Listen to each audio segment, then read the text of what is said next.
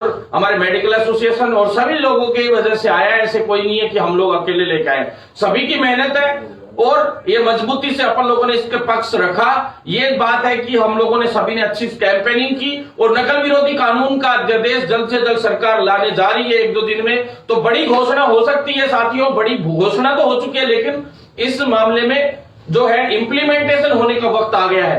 तो इम्प्लीमेंटेशन हो तो हर एक भर्ती में हमारी जो मांग थी, अगर वो मांग पूरी नहीं होती है तो भी आंदोलन 100% जारी रहेगा। उसमें सबसे पहली मांग हमारी ये है कि चाहे मेडिकल की भर्तियां हो, कोई भी चिकित्सा विभाग की भर्तियां हो या अन्य विभागों की भर्तियां हो, हर एक भर्ती के अंदर एक फास्ट ट्रैक न्यायालय का गठन किया जाए।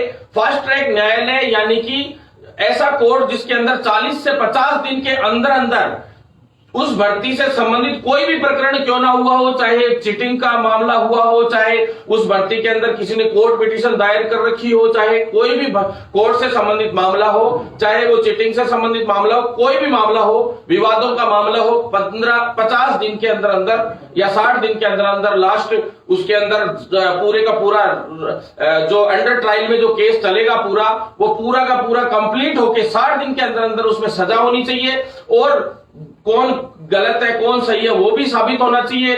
दूध का दूध और पानी का पानी होना चाहिए, जिससे 60 दिन के अंदर अंदर अगर इसमें दूध का दूध और पानी का पानी होगा तो क्या है, वो भर्ती अटकेगी नहीं लंबे समय तक और 60 दिन के अंदर अंदर उसका निष्कर्ष निकल के आ जाएगा।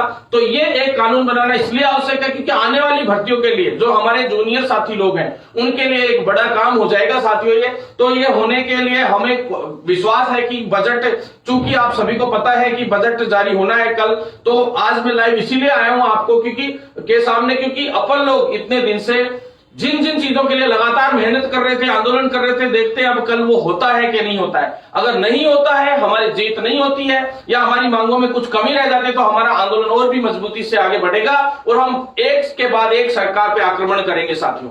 तो साथियों, फर्जीवाड़े के खिलाफ कानून यानी नकल विरोधी कानून के लिए फर्स्ट चीज मैंने बता दी कि जो फास्ट ट्रैक कोर्ट एक बनना चाहिए, उस फास्ट ट्रैक कोर्ट के अंदर 60 दिन के अंदर अंदर पूरा काम कंप्लीट होकर सजा भी हो जानी चाहिए और वो जो कानून बने उसके अनुसार जो आईपीसी क्रिमिनल एक्ट्स लागू किए जाते हैं वो गैंगस्टर एक्ट लागू किया जाए पूरी तरह से। और गैंगस्टर एक्ट तो लागू हो ही हो, साथ में उसके अंदर गैर जमानती कानून भी होना चाहिए। लेकिन साथियों, उसके बावजूद भी क्या आपको लगता है कि ये सब रुक जाएगा? साथियों, नहीं रुकेगा। क्यों? क्योंकि इस देश में, हमारे देश में सबसे बड़ा दुर्भाग्य है कि कानून की कोई ना कोई चाबी ये लोग निकाल लेते हैं। तो इसके लिए एक ऐसा सिस्टम भी होना चाहिए कि इसमें उम्र कैद की तो सजा होनी चाहिए, इसका प्रावधान हो या 10 साल की सजा तो कम से कम हो। साथ में साथियों इनकी संपत्ति कुर्क होनी चाहिए जो भी लोग इसमें इन्वॉल्व पाए जाए और 60 दिन के अंदर अंदर उनका पूरा तय हो सिस्टम। क्योंकि अब तक जितने भी मामले हुए आप देख लीजिए इस प्रकार के पेपर लीक प्रकरण के, वो सभी लोग, चाहे अमृतलाल का मामला हुआ हो या कई लोगों का मामला हुआ हो पहले, वो सभी लोग आज वापस नौकरियों पे चढ़ गए और 2-2 महीने में जमानत करा के आ गए और वो सस्पेंड हुए थे वो बहाल होके आ गए। क्योंकि कोई साबित तो कर नहीं सकता कि वहां से पेपर निकाला था यहां से, क्योंकि उसके कोई प्रूफ तो रहते नहीं, कैमरे के सामने तो वो सब कुछ होता नहीं है। और मर्डर में तो चलो मान लो आमने सामने कई सबूत रहते हैं, कई दिक्कतें आती है। तो मर्डर केसेस और जो आपराधिक मामले होते हैं उनमें तो फिर भी चलो इस तरीके से ये भी आपराधिक मामला ही है, लेकिन इसको क्या पूरी तरह साबित करने में आसान नहीं होता। तो पुलिस भी ढंग से मजबूती से इसमें पैरवी करते हुए मजबूत सबूत जब तक एविडेंस पेश नहीं करेगी तब तक ये मान लो उसका मामला क्लियर नहीं होगा। तो साथियों, इसके अंदर जरूरी है कि संपत्ति कुर्क हो संबंधित अधिकारियों की, और अधिकारी नहीं कोई भी लिप्त पाया जाए उसकी संपत्ति कुर्क हो, साथ में संस्थान है उसकी मान्यता रद्द हो, जो एग्जाम हो वो हर एक एग्जाम सेंटर के ऊपर एक कैमरा, एक जीपीएस सिस्टम हर एक गाड़ी में जहां से भी हो जाए और उस गाड़ी में भी कैमरा होना चाहिए। और जिस दिन पेपर का हो सिस्टम का सॉफ्टवेयर जैसे ही अपडेट होता है उसमें पेपर मान लो बनता है तो वो कैमरे की नजर में पूरा काम होना चाहिए और उसके बाद से हर पल वो सिस्टम पूरा कैमरे की नजर में होना चाहिए। और कैमरा मुख्यमंत्री से लेके, गृह मंत्रालय से लेके, सीएस से लेके कलेक्टर, एसपी हर एक जिले का जिसके अंडर में वो चीजें हैं, और जो बोर्ड है जैसे अधीनस्थ बोर्ड है तो अधीनस्थ बोर्ड का चेयरमैन, आरपीएससी से हो रहे एग्जाम तो आरपीएससी के चेयरमैन, सभी की निगरानी में ये पूरा का पूरा सिस्टम वो एक ट्री के रूप में ऐसे नेटवर्क के सिस्टम में जुड़ा रहना चाहिए कि अधीनस्थ बोर्ड का चेयरमैन भी देख सकता है तो मुख्यमंत्री भी देख सकता है तो उसके नीचे के अधिकारी भी देख सकते हैं, तो साफ साफ पता लग जाएगा कि भाई कौन गफलत करने का प्रयास कर रहा है। क्यों? क्योंकि एक देख लेगा दूसरे को तो वो दूसरे की शिकायत कर सकता है। तो इस तरीके से सभी को एक दूसरे की नजरों में ये पूरी चीज रहेगी तो गालामेली का चांस कम रहेगा साथियों। तो इस तरह से होना चाहिए। प्लस जो एग्जाम सेंटर्स पे जो स्टूडेंट्स के एग्जाम होते हैं, जैसे अभ्यर्थियों के एग्जाम होते हैं, तो अभ्यर्थियों के 100 किलोमीटर के लगभग के अपन कहते हैं कि भाई एग्जाम सेंटर होना चाहिए। 100 किलोमीटर के लगभग नहीं होके एक सबसे बड़ी चीज ये हो सकती है कि जो इन्विजिलेटर हो वो गवर्नमेंट के ही लगाए जाए, उनके टीएडीए अच्छा किया जाए और उनको कम से कम उनको बाहर भेज दिया जाए। तो इन्विजिलेटर तो 10 से 20 हजार, यानी टीचर्स तो ऐसे होंगे जिनकी ड्यूटियां या कर्मचारी तो ऐसे होंगे जिनकी 10 से 20 हजार की ही ड्यूटी चेंज करनी पड़ेगी। 16 लाख अभ्यर्थियों की ड्यूटियां चेंज नहीं करनी पड़ेगी, तो उनको तो ड्यूटियां मतलब उनका एग्जाम का सेंटर चेंज नहीं करना पड़ेगा। तो उन 16 लाख का चाहे एग्जाम सेंटर आप आस पास में रख दो, लेकिन जो परीक्षा कराने वाले लोग हैं उनका सारा सिस्टम या तो चेंज कर दो कि भाई उनको दूसरे जिले में या दूर दूर के जिलों में उनको एग्जाम लेने के लिए भेजा जाए। तो इस प्रकार की प्रक्रिया होगी तो ज्यादा आसानी, क्योंकि वो वहीं से सेटअप होता है इन लोगों का। तो साथियों ये थी फर्जीवाड़े के खिलाफ नकल विरोधी कानून है, उसके लिए कैमरा, जीपीएस, बायोमेट्रिक और साथियों पूरी तरह से डिजिटल वॉचिंग के अंदर ये परीक्षाएं होनी चाहिए। और कोशिश ये करो कि पेपर आधा घंटा 20 मिनट पहले ही निकले।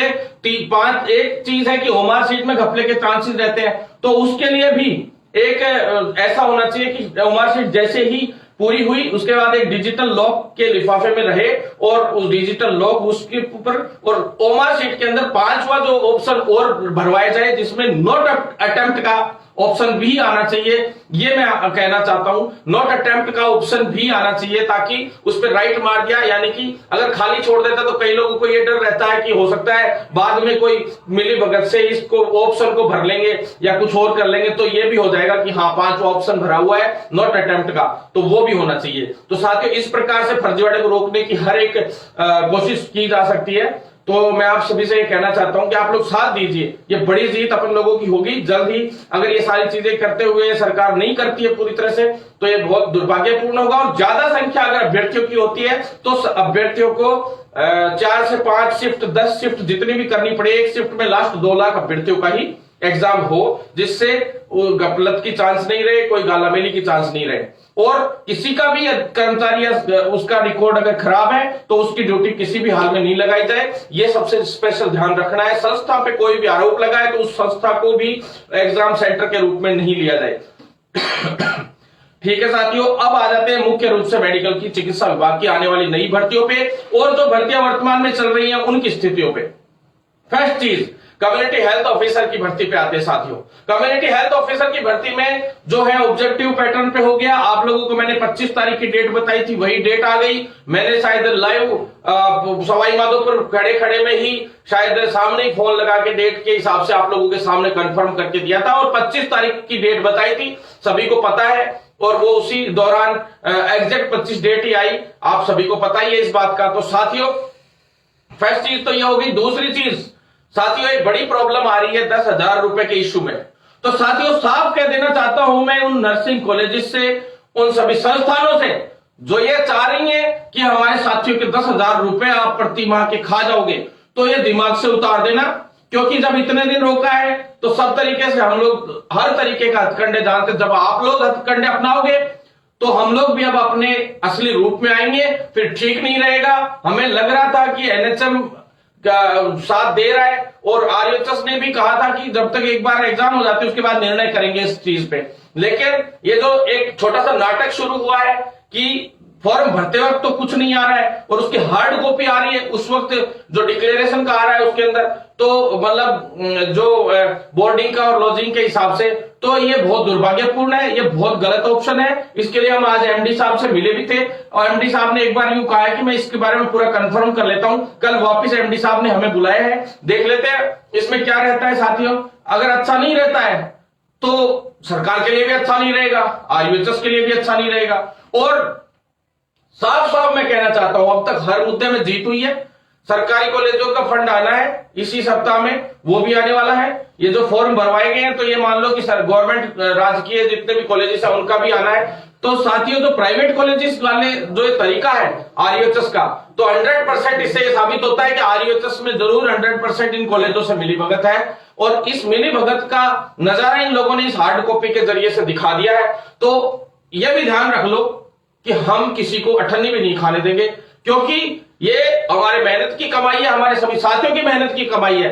और अगर 1% भी इसके अंदर चीट होती है तो मैं कह रहा हूं एसओजी में मुकदमे दर्ज कराए अब तक, अब एसओजी में भी मुकदमा दर्ज होगा, अब एसीबी में भी मुकदमा दर्ज होगा और वापस जेल जाएंगे। और मैं दिखाऊंगा कि जेल कैसे जाया जाता है, हम दिखाएंगे इनको जेल कैसे भेजा जाता है। साथियों, 100% जेल होगी, एक को भी नहीं छोड़ेंगे, दिमाग से उतार देगा। हम हर लड़ाई लड़ने के लिए तैयार है। दिल्ली तक गए हम 10,000 वाले मैटर के लिए, कमजोर नहीं पड़ना है, किसी को भी टेंशन नहीं लेनी है। कल तक आज की और बात है, कल तक अपन देख लेते हैं कि क्या करना है। वैसे अगर ये सोच रहे हो कि ये साइन करवा लेंगे एक छोटे से उस पे फॉर्म पे और उससे ये मतलब बेवकूफ बना के, तो इससे कुछ हो जाएगा। हालांकि इसमें कोई बड़ी चीज नहीं है, वैसे टेंशन लेने की इतनी ज्यादा जरूरत नहीं है साथियों। लेकिन क्योंकि ये फॉर्म है और जानबूझ के इन्होंने एक तरीके से ब्लैकमेल करने का प्रयास किया है, एक छोटी सी लाइन डाल के उसमें, तो ये डरने की जरूरत नहीं है। अपन लोग आंदोलन करेंगे कि अचानक से मैं कभी भी आप लोगों को एक दिन के लिए अगर समय मांगू तो आपसे निवेदन है कि आप लोग तैयार रहे, कभी भी आपको बुलाया जा सकता है। तो आपसे निवेदन है, एकजुट रहे। जयपुर वाले तो खास करके इस मामले में एकजुट रहे साथियों, क्योंकि अपन इतनी आसानी से इन लोगों को खाने नहीं देंगे।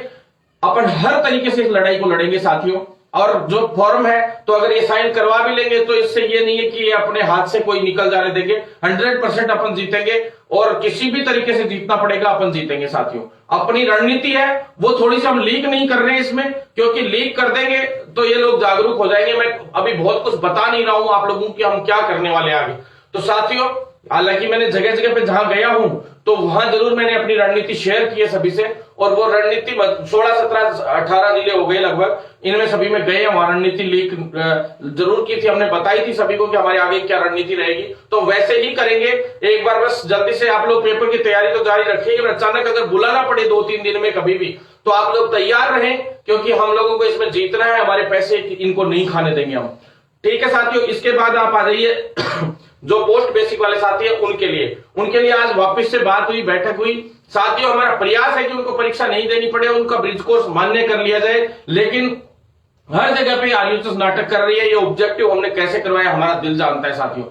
कैसे भी करके आप लोगों को फायदा मिल जाए, नहीं तो मुझे नहीं लगता कि ये आरयूएचएस 20% भी रिजल्ट देती है उस वक्त। तो साथियों, हम प्रयास कर रहे हैं कि कैसे भी करके पोस्ट बेसिक वाले साथियों का भी हो। ब्रिज कोर्स जो है वेटिंग वाले साथियों का, उसकी फाइल मंत्री जी तक पहुंच गई थी, अभी वो भी सैंक्शन होके आ गई होगी, शायद साइन होके आजकल में 3 दिन 4 दिन पहले ही चली गई थी फाइल मंत्री जी के पास। 591 से 92 लोगों की तो वो फाइल थी। साथ में साथियों, उन सभी साथियों का भी इसमें ब्रिज कोर्स का जोड़ दिया गया है। साथ ही जो साथी लोग पहले वंचित रह गए थे उसमें जो प्रेजेंट होते हुए भी एब्सेंट शो कर दिया था, तो साथियों उनको प्लस जो कुछ लोगों का एनआईयूएस और उनका मान्य नहीं किया था जो ब्रिज कोर्स का, तो उनको भी इसमें ले लिया गया। तो वो हो गया है साथियों। अब इन सभी का बैच शुरू होने जा रहा है। तो बैच शुरू होने में मैंने आपको कहा था साथियों, जो ब्रिज कोर्स की जो सूची है वो जल्द जारी होगी और जो डेट है वो आप लोगों को जारी कर दी जाएगी। जहां तक है मुझे ऐसा अंदेशा है कि 25 फरवरी से लेके और 1 मार्च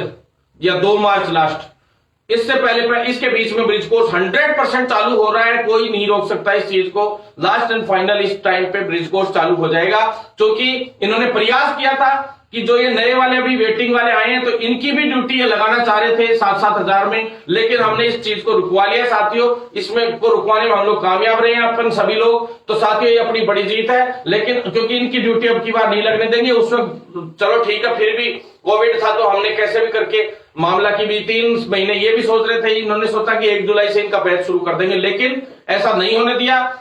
25 फरवरी से 1 मार्च के बीच में, 2 मार्च के बीच में हर हाल में आपका ब्रिज कोर्स शुरू हो जाएगा वेटिंग वाले साथियों का। तो आप लोग तैयार रहें, अपने डॉक्यूमेंट तैयार रखें। जिन साथियों का डीवी नहीं हुआ हो गिने चुने लोगों का इनमें से, तो वो भी अपने डॉक्यूमेंट्स तैयार रखें। कभी भी आप लोगों के लिए ऑर्डर जारी हो जाएगा जल्द से जल्द। और एक छोटी सी वेटिंग की सूची 219 या 20 के आसपास आ सकती है, तो आप लोग चिंतित ना हो। लास्ट एंड फाइनल 219-20 की सूची आएगी, इससे ऊपर नहीं आएगी। वैसे तो 118-19 की आनी थी, लेकिन अगर इसके अंदर कुछ एम्स वाले और जो अभी छोड़ के गए हैं उन साथी लोगों का भी जुड़ जाता है, कामयाब रहते हैं हम लोग जोड़वाने में, तो लास्ट एंड फाइनल 219-20 के करीब की सूची आने की संभावना है साथियों। तो मैं आपको बता दूं कि इसके अंदर अब आगे भागदौड़ कर रहे हैं और नई सीएचओ की भर्ती के लिए अब मैं आपको बता दूं साथियों, लेकिन एक बार पूरी पेंडिंग भर्तियों के बारे में बता देता हूं, पहले सही रहेगा। पैरामेडिकल की जो भर्तियां हैं, रेडियोग्राफर और लैब टेक्नीशियन की, दोनों भर्तियों के लिए हम अंदरूनी रूप से काम कर रहे हैं और एक बड़ी सफलता सामने निकल कर आ रही है साथियों। हम लोग उन पदों को जुड़वा नहीं पा रहे थे, बहुत दिक्कत हो गई थी, उस पर वापिस ऑब्जेक्शन लग के आ गया था, वो फाइल वापिस होके आ गई थी, लेकिन हमारी फिर से बात हुई है अधिकारियों से, चूंकि वो भर्तियां आपको मैं बता दूं, कई लोगों ने जो आने वाली भर्ती वाले जो अभ्यर्थी थे उनको भ्रमित कर दिया कि 369 भर्तियां हमारी में से काट ली या 83 भर्तियां हमारी में से काट ली। तो ये बात दिमाग में उतार देना कि तुम्हारी भर्ती कौन निकलवा के लाया था, ये भी पूछ लेना अपने सीनियर से। मैं ही पूरी भर्ती निकलवा के लाया था साथियों, और मुझे पता है किसने काट ली किसने नहीं काट ली, कोई नहीं काटी आप लोगों की, उल्टा आप लोगों की और भर्तियां जुड़वाने में हम लोग लगे हुए हैं। और 15 मेडिकल कॉलेजेस जो दिल्ली से हम लोग भागदौड़ करके उस वक्त हर्षवर्धन के वक्त आंदोलन करके करवा के लाए थे कि जब राजस्थान में के अभ्यर्थी बाहर जा जाके एमबीबीएस कर रहे हैं, प्राइवेट में पैसा खर्च करते हैं अंधाधुंध, तो हमारे राजस्थान में आप गवर्नमेंट कॉलेजेस में क्यों ना थोड़ी कम फीस करके आधी पड़ती फीस प्राइवेट मेडिकल कॉलेजेस से इनसे आधी पड़ती फीस करके और ऐसा बस आधार पे चाहिए एक बार के लिए आप हमारे यहाँ पे मेडिकल कॉलेज शुरू कर दीजिए। इससे लोगों के स्वास्थ्य को भी लाभ होगा, हर जिले में हॉस्पिटल भी खुलेगा, आप लोगों का नाम भी होगा और नए बेरोजगार युवाओं को मौका भी मिलेगा भर्तियों में। तो साथियों हर तरीके से प्रयास रहते हैं, हम लोग समझाने में भी मंत्रियों को पॉजिटिव रहते हैं, लेकिन आप लोग क्या है उसमें 2-4 लोग होते हैं जो उल्टी सीधी लोगों को बरगलाने का कोशिश करते हैं। किसी का रोजगार अगर आरपीएम और आरएचएस के साफ सुथरे पैरामेडिकल अभ्यर्थी जो पास आउट हो चुके उनको रोजगार मिल रहा है, तो आपको समस्या कहां आ रही है? आपके बड़े भाई अगर नौकरी लगते हैं और प्योर तरीके से लगते हैं तो उसमें दिक्कत कहां है? अब आगे की सारी भर्तियां, एक भी भर्ती उसमें कम हो जाए तो मैं गारंटी दे रहा हूं आपको 369 और जो 83 भर्तियां उनके अलावा। मुझे तो कल परसों पता चली ये बात कि ऐसे ऐसे बात हो रही है, हमें पता ही नहीं था। आप लोगों के लिए नई भर्ती हम विज्ञप्ति जारी करवा लाए, अब तक एक विज्ञप्ति जारी होनी है, मतलब अभी 10-15 दिन में, और आप लोगों को अभी से टेंशन सताने लग गई। वाह यार इतने क्या स्वार्थी हो रहे हो आप लोग। साथियों आप लोगों के लिए लड़ाई जारी है और 100% अगली विज्ञप्ति जारी होने की संभावना होगी। लोगों की तो अभी पहली भर्ती नहीं हुई, 2018 वाली डेट भी अब हो रही थी, वो भी अभी देख लो क्या हालत में है। 4-4 साल हो गए लोगों को, हालत इतनी खराब है, कोई भी भर्ती 2018 के बाद अब तक पूरी नहीं हुई, अधूरी भी नहीं हुई है। केवल और केवल मेडिकल की भर्तियां है जो अब दोबारा भी रिवाइंड होके आ गई है, पैरामेडिकल की भी आ गई, सीएचओ की भी आ गई, नर्सिंग की भी नई भर्ती आ रही है। मैं बता देता हूं अभी सारी की सारी, उसमें पैरामेडिकल वाले वंचित रह गए साथियों के लिए मैं हर सांस तक लड़ूंगा। सीएम तक हम पहुंचे हैं, उनके सलाहकार से भी सबसे बात हुई है, उन्होंने भी आश्वासन दिया कि ठीक है हम तैयार हैं, आपके लिए लेटर लिखा है अपन लोगों के लिए, इंटरनली बात भी की उन्होंने ऊपर तक। और जब सीएचओ में 2310 की साथ मैंने 5500 भर्तियां जुड़वा दी, तो आप एक बात बताइए कि भाई किस आधार पे सरकार कह रही है कि भाई मैंने एक ही बात कही थी, जब 5500 उसमें जुड़ सकती है तो इसमें क्यों नहीं जुड़ सकती? तो ये जुड़ेंगे और 100% जुड़ेंगे और जोड़नी पड़ेगी सरकार को। साथियों एक नंबर बात। नंबर 2 बात साथियों नंबर 2 बात, प्रयोगशाला सहायक भर्ती की भी अंतिम चयन सूची अभी जारी होनी है, कुछ ही दिन में, 2-5 दिन में अभी जारी हो जाएगी, बहुत जल्द आप लोगों के लिए भी सूचना आएगी। साथियों इसके बाद मैं आपको बता दूं जो कैडर निर्माण का कार्य है वो भी अभी वर्तमान में बहुत पुरजोर तरीके से चल रहा है। कई कैडर्स की घोषणा अभी इस बजट में भी हो जाएगी, ये बजट कल से चालू है, तो कल है बजट, आप लोगों को पता है। तो मैं पहले पूर्व संध्या पे इसलिए लाइव आया हूं कि हम जो मेहनत की और हमारी जो मांगे थी उन सभी मांगों से सरकार को भी अवगत कराना चाहते हैं कि हमारे वीडियो के माध्यम से सरकार तक भी ये मांगे पहुंच जाएंगी, क्योंकि बड़ा आंदोलन ना हो इसके लिए हम सरकार तक ये बातें पहुंचा रहे हैं। और हमारी ये चीजें जो नई आनी है आने वाले वक्त में बजट में, तो वो चीजें मैं एडवांस में आप लोगों को शेयर करता हूं, अगर नहीं आती है तो आंदोलन किया जाएगा बड़े स्तर पे। साथियों इसके बाद आप आ जाइए नई भर्तियों के लिए, और कैडर्स के लिए। तो कैडर ओटी का भी बन के आ रहा है, फार्मासिस्ट का भी कैडर बन रहा है साथियों। और फार्मासिस्ट की जो पहले वाली भर्ती है वो भी अब एक नई भर्ती के रूप में आ रही है। तो मैं आपको पहले ही बता दूं साथियों कि भाई इसमें रूल अमेंडमेंट होने की तैयारी हो चुकी है, लेकिन अपन को अब फार्मेसी वाले साथी कल मेरे से सभी के सभी मिलेंगे। मैं आपको सभी को इनवाइट कर रहा हूं, कल मिलना है, 3-4 दिन में आंदोलन शुरू करना है, बड़े स्तर पे आंदोलन शुरू करना है, अपने तैयारी कर लो।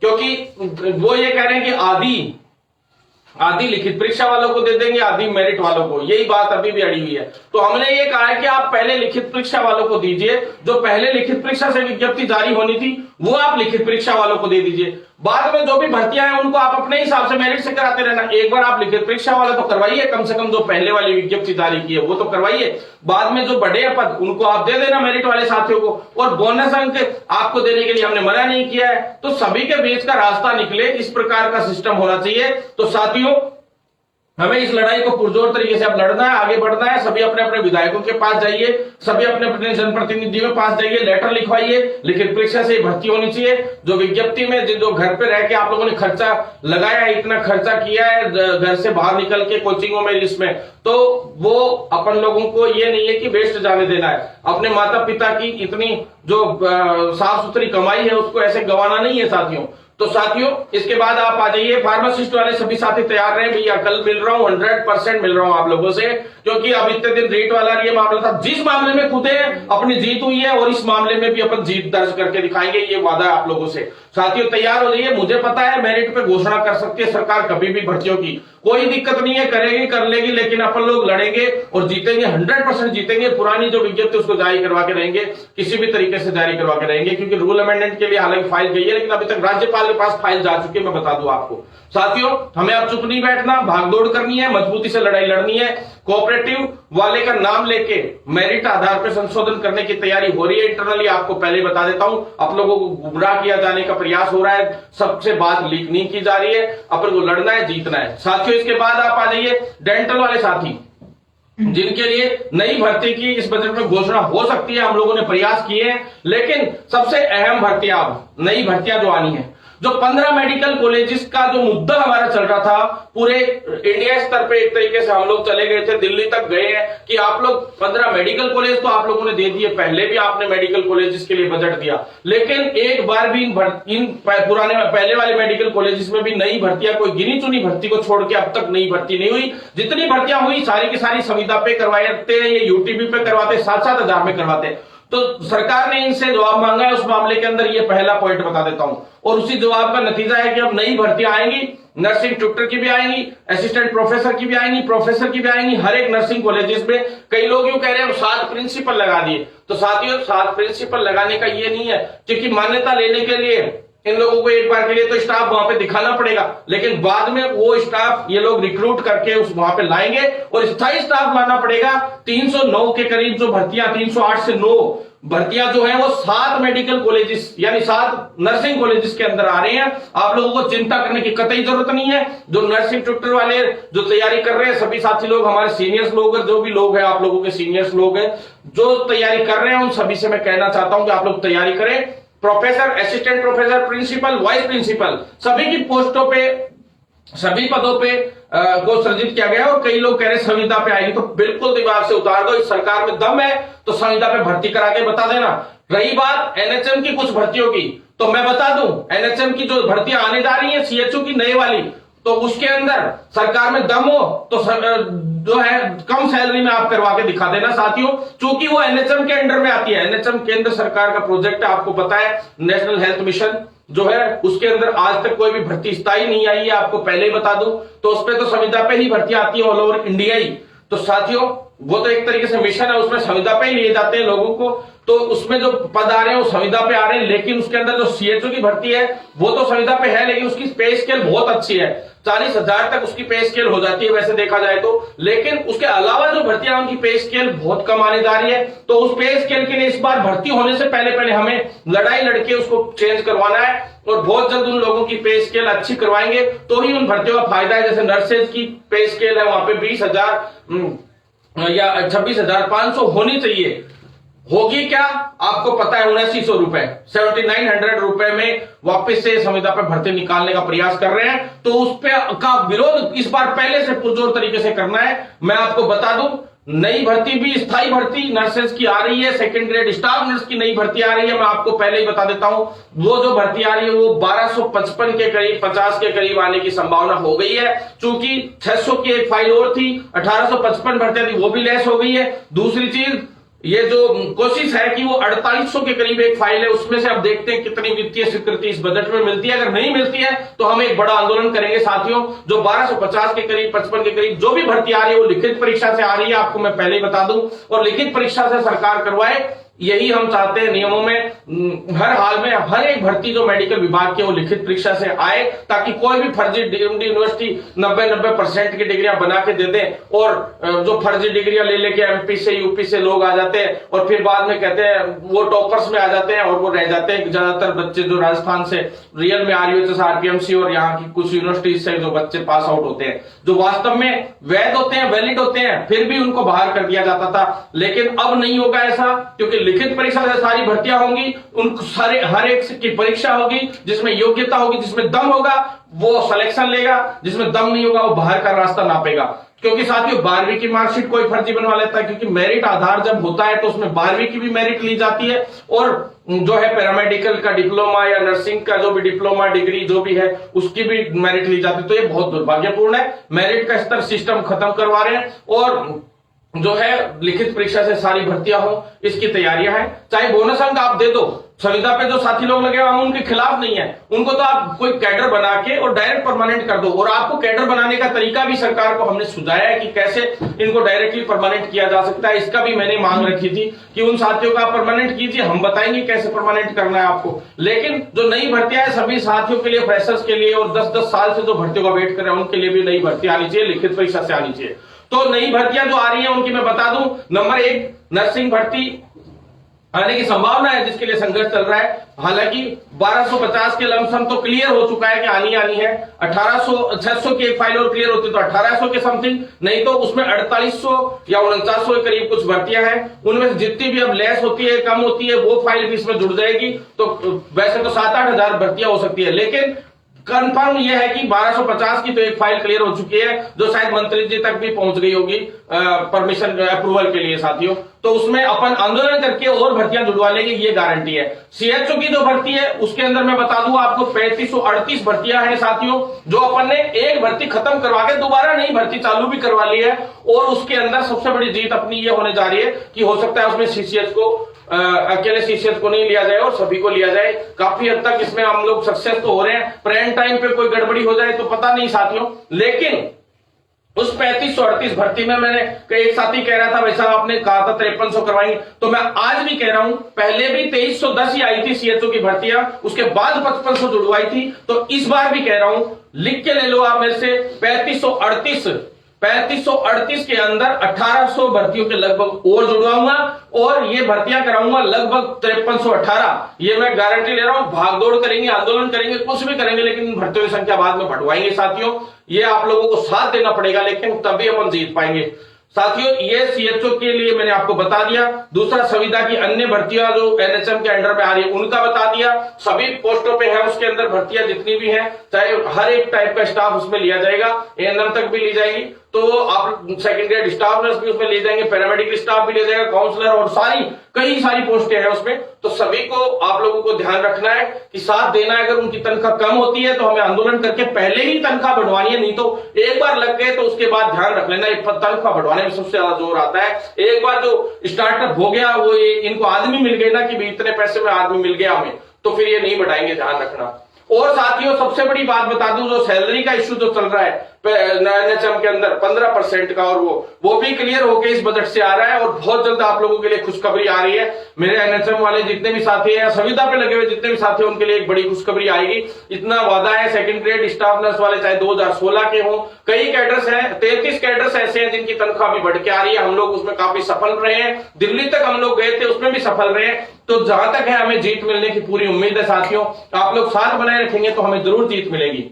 इसके बाद साथियों नई भर्तियों के लिए और बता देता हूं, पैरामेडिकल की भर्तियां नई जो आ रही है, उसके अंदर 1100 से 1300 के लगभग आने की संभावना है और 1200 से 1400 के बीच लैब टेक्नीशियन की आएगी और 1100 से 1200-1300 के लगभग आ सकती है आपके लिए रेडियोग्राफर की। इसमें छोटी मोटी संख्या घट बढ़ सकती है, चूंकि हम लोग लगातार आंदोलन कर रहे थे, लगातार इन भर्तियों के लिए संघर्ष कर रहे थे, तो ये डाटा मैंने लगभग ऐसे ही अपनी तरफ से ही बताया आपको, क्योंकि हम लोग जो फाइल है वो दो टुकड़ों में जाती है, एक एक टुकड़े में तो लेस और कम ज्यादा होता रहता है, एक फाइल क्लियर हो और एक फाइल क्लियर नहीं हो पाए तो कोई गारंटी नहीं रहती। तो इसलिए जो स्थायी भर्तियां हैं वो उनकी कह रहा हूं और लिखित परीक्षा से भर्तियां आएंगी। ईसीजी टेक्नीशियन की नई भर्तियां जो है उनमें 55 पुरानी थी, उसको और जो अभी वाली जो है इसको जोड़ के जल्दी भर्ती विज्ञप्ति जारी होगी, लेकिन शायद इसकी घोषणा कल हो पाए नहीं हो पाए इसकी मैं गारंटी नहीं दे सकता आप लोगों को। इसकी जल्दी विज्ञप्ति जारी कराएंगे। साथ में नेत्र सहायक की भी हमने इसमें मुख्य रूप से डिमांड रखी, क्योंकि ईसीजी टेक्नीशियन, नेत्र सहायक, ओटी और बीबीटी, इन सभी की जो भर्तियां हैं वो नई मेडिकल कॉलेजेस भी खुल रही है, उनमें हॉस्पिटल भी खुल रहे हैं, तो उनको भी बड़े स्तर पे पैमाने पे बड़ा किया जाएगा। हॉस्पिटलों को कई 1000 बेड भी किए जाएंगे, कई 500 से ऊपर किए जाएंगे, कई 15, मतलब अलग अलग क्राइटेरिया, अलग अलग जगह पे मेडिकल कॉलेजेस में वहां की जो जनसंख्या उसके अकॉर्डिंग हॉस्पिटल की जो सेकंड फेज में बढ़ता है, पहले मेडिकल कॉलेज फर्स्ट फेज में खोली जाती है, सेकंड फेज में उसको हॉस्पिटल खोले जाते हैं। तो साथियों उसकी जो भी है डीपीआर बनती है, पूरा सिस्टमेटिक ढंग से काम होता है हर एक मेडिकल कॉलेज का। तो उस तरीके से फिर अब आगे देखते हैं, जैसे जैसे पद की रिक्तियां होंगी, जिस मेडिकल कॉलेज में जितना स्टाफ की जरूरत है या नर्सिंग कॉलेज में जितने स्टाफ की जरूरत है, जैसे तो कितने स्टूडेंट्स पे कितने स्टाफ की जरूरत होती है मान्यता लेने के लिए, उतना स्टाफ अगर जैसे कहीं और से आ गया तो भी जो कम रह गया तो वो भी ली जाती है। जैसे फर्स्ट ईयर के स्टूडेंट्स अपग्रेड होकर सेकेंड ईयर में चले गए तो और स्टाफ की जरूरत बढ़ती जाएगी, फिर थर्ड ईयर में बढ़ गए तो और स्टाफ की जरूरत पड़ती जाएगी। तो ऐसे 7 मेडिकल कॉलेज तो ऐसे हैं पहले वाले, जिसके अंदर नर्सिंग ट्यूटर्स की सख्त आवश्यकता है अभी, और प्रोफेसर, असिस्टेंट प्रोफेसर और प्रिंसिपल, वाइस प्रिंसिपल की सख्त आवश्यकता है। उनको संविदा पे नहीं, स्थायी रूप में हम लेके आ रहे हैं। साथियों ये अब आपके सामने मेडिकल कॉलेजेस के स्टाफ की बात, तो वो भी आपके सामने बहुत जल्द मेडिकल कॉलेजेस में professor, assistant professor, principal, vice principal और सभी लोग आएंगे, क्योंकि टीचर्स हैं नहीं इनके पास, प्रोफेसर हैं नहीं, क्या कैसे ये अच्छी एजुकेशन दे पाएंगे, कैसे क्वालिटी ऑफ एजुकेशन को सुधारेंगे। तो इस चीज को जरूरी है। तो हमने सारी चीजें वैभव गलेरिया जी के सामने भी रखी लगातार, और सीएस साहब के सामने भी रखी, हेल्थ सेक्रेटरी साहब के सामने भी रखी, मुख्यमंत्री जी तक भी पूरी बातें अपनी जा चुकी है।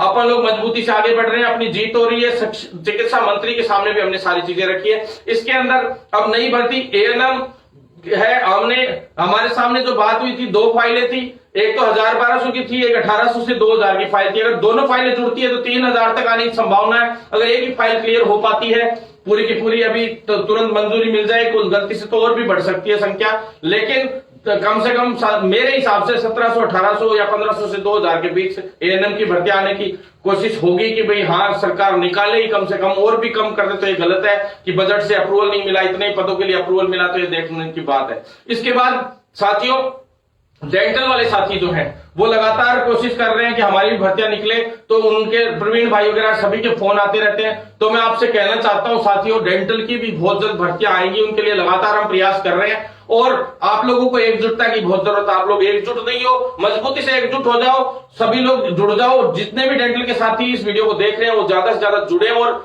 मुझे अपने फोन नंबर जरूर भेजें, क्योंकि साथियों जब तक आप लोग जुड़ोगे नहीं, आप लोगों के लिए भर्तियां नहीं निकल पाएंगी। मैं कह रहा हूं आप लोग 200 जुड़ोगे, मैं 400 लोग आपको दूंगा, 600 लोग इकट्ठे होकर बड़ा आंदोलन करेंगे, जीत हासिल करेंगे।